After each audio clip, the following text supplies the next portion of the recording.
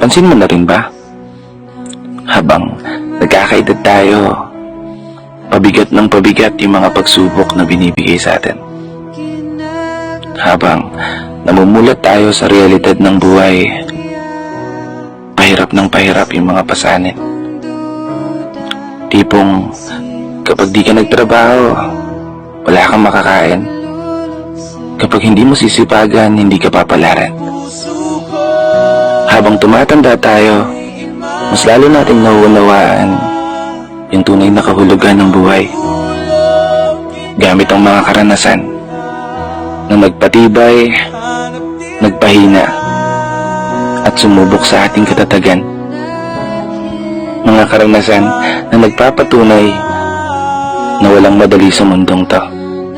Isang mundo na wala kang ibang aasahan kundi ang sarili mo.